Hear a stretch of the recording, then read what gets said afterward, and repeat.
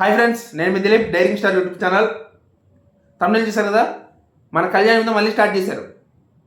ఈసారి ఏడుపు ఇంకాస్త ఎక్కువైందనమాట. అంటే డిగ్రేడ్ చేయడం అనమాట. కళ్యాణ్ని తక్కువ చేసి మాట్లాడడం.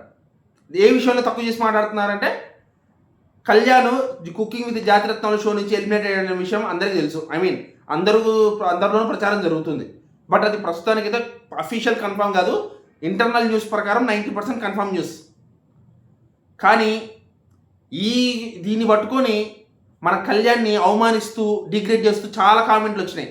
ఇన్స్టాగ్రామ్ కానీ కొన్ని సోషల్ మీడియా వెబ్సైట్లో కానీ చాలా దారుణమైన కామెంట్స్ అయితే వచ్చినాయి అన్నమాట. ఏమని వచ్చినాయంటే, దాంతో బాగా ఇరిటేషన్ తెప్పించిన కామెంట్ ఒకటి ఉంది నాకు. అదేంటంటే, బిగ్ బాస్లో లాగా ఇక్కడ మోసం చేసి పిఆర్ టీంలు పెట్టుకొని ఫేక్ ఓటింగ్లు సంపాదించి గెలవడం కాదు. అక్కడ చాలా సీనియర్ కుక్కులు ఉంటారు, వాళ్ళని మెప్పించడం అంత ఈజీ కాదు. మోసం చేసి గెలవడం, బిగ్ బాస్ మోసం చేసేది గెలిచినంత ఈజీ కాదని చెప్పేసి ఓ మహానుభావుడు కామెంట్ పెట్టాడు అనమాట. అంటే బిగ్ బాస్ని మోసం చేసి గెలిచాడు కళ్యాణ్. పిఆర్ టీంలు పెట్టుకొని ఫేక్ ఓటింగ్లు ఇచ్చుకొని మోసం చేసి గెలిచాడంట. మరి నాకు అర్థంగా అడుగుతాను, కళ్యాణ్ ఏమన్నా కోట్లకు పరుగులెత్తిన కోటీశ్వరుడా? కోట్లకు పరిగెత్తిన కోటీశ్వరుడా? పిఆర్ టీంలు మెయింటైన్ చేసి ఫేక్ ఓటింగ్లు వేయించుకొని ఇన్ని చేసి పెట్టడానికి, ఇన్ని చేసి గెలవడానికి ఆయనకి ఏమైనా కోట్లు ఉన్నాయా బిగ్ బాస్కి వచ్చేటప్పటికి? లేకపోతే పెద్ద సెలబ్రిటీయా? కామనర్, గవర్నమెంట్ ఉద్యోగాన్ని వదిలేసుకొచ్చిన ఒక మామూలు నీలాగా నాలాగా ఒక మామూలు మిడిల్ క్లాస్ వ్యక్తి. ఆయనకి ఫేక్ ఓటింగ్లు వేయించుకునేంత సీనే ఉంటే అసలు బిగ్ బాస్ ఎందుకు వస్తాడో నాకు అర్థం కాదు. పిఆర్లు పెట్టుకొని ఫేక్ ఓటింగ్లు వేయించుకొని గెలవగలిగేంత పరిస్థితి ఉంటే కళ్యాణ్కి బిగ్ బాస్ ఎందుకు వస్తాడు నాకు అర్థం కలుగుతాను. కొంచెమైనా కామన్ సెన్స్ ఉందా? ఇంకెంతకాలం ఏడుస్తారు కళ్యాణ్ మీద గెలిచాడని చెప్పి? అక్కడ అంతమంది సెలబ్రిటీలు ఉన్నారు. ఏ ఇమాన్యుయల్కి లేవో పిఆర్ టీంలు? బర్నీకి లేవో పిఆర్ టీంలు? ఆ హౌస్లో వచ్చిన వాళ్ళు ఎవరికి లేవు పిఆర్ టీంలు? మరి ఇంత టాప్ 5లో టాప్ 3 వరకు వచ్చినటువంటి డెమాండ్ పవన్కి కూడా పిఆర్ టీంలు ఫేక్ ఓటింగ్లు ఉన్నాయి కాబట్టి అంతవరకు వచ్చారంటే మీరు ఒప్పుకుంటారా? ఏం మాట్లాడుతున్నారు మీరు? పిచ్చేమని పట్టిందే? ఇంకెంతకాలం ఏడుస్తారో అడుగుతున్నా కళ్యాణ్ మీద. సరే, దాన్ని వదిలేది, పక్కకు వదిలేది.